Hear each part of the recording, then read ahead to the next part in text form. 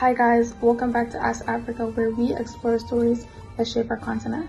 Today we explore how Arab migration influenced the architectural landscapes in the Swahili Coast and how that has left a lasting imprint on how people build, live, and express their identities today. Swahili Coast, a 3,000-kilometer stretch of land along the Indian Ocean, stands as a testament to centuries of cultural exchange. From Kilwa to Zanzibar, this region has been shaped by a rich fusion of Bantu, Arab, Persian, and Asian influences, particularly in its art, architecture, and language. But how did this unique cultural identity emerge, and what role did migration and trade play in shaping Swahili architecture?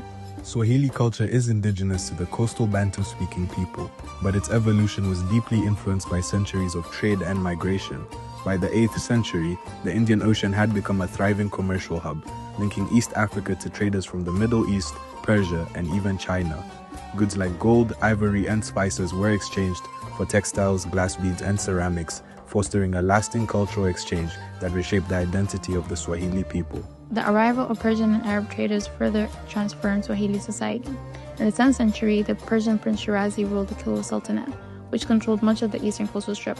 However, in 1277, an Arab dynasty, the Abu Mu'ahab family, overthrew the Persians, marking a new era of Arab influence.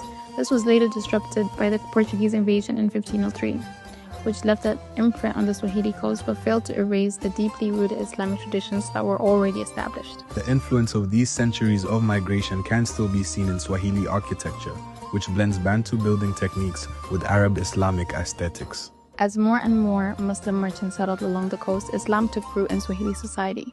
Over time, the Swahili people embraced Islamic architecture, leading to the construction of elegant mosques, madrasas, and grand homes. These structures were designed to reflect Islamic values with elements such as intricate ornamentation. This is a hallmark of Swahili architecture inspired by Arab and Persian motifs.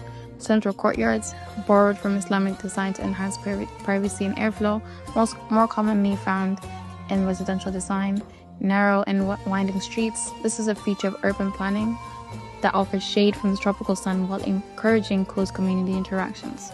Perhaps the most iconic feature of Swahili architecture is the Zanzibari door, a visual representation of the region's diverse influences. Crafted from mahogany and teak, these grand doorways are adorned with floral motifs and geometric patterns which show a direct influence of Islamic art, as well as Quranic inscriptions reflecting the Swahili people's deep religious devotion. And status symbol. The larger and more ornate the door, the wealthier and more influential the homeowner. These door designs introduced by Arab and Indian traders became a staple of Swahili architecture, blending decorative beauty with cultural significance. But Swahili architecture is more than just aesthetics. It is designed with purpose. Homes and public spaces reflect privacy and modesty, an essential aspect of Islamic culture, ensuring a separation between public and private areas. Climate adaptation.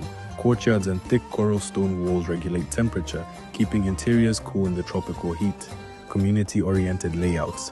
Clustered buildings and narrow alleys mirror the urban planning of Arab cities, encouraging social cohesion.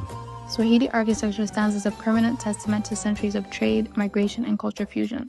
The impact of Arab migration on Swahili design is undeniable, evident in everything from grand mosques to the symbolic Zanzibari doors. These structures not only tell the story of the Swahili people, but also showcase the interconnectedness of African, Arab, and Asian heritage. Swahili architecture is more than just stone and wood. It is a reflection of identity, faith, and resilience. It tells the story of a people who embrace foreign influences while maintaining their unique African essence. As we walk through the narrow streets of Lamu, Mombasa, and Zanzibar, we are reminded that history is written not only in books, but in the very walls that surround us. How can we ensure that these cultural treasures are preserved for future generations? Join us next time on Ask Africa, where we uncover more stories that keep us all connected. Until then, stay informed and stay inspired.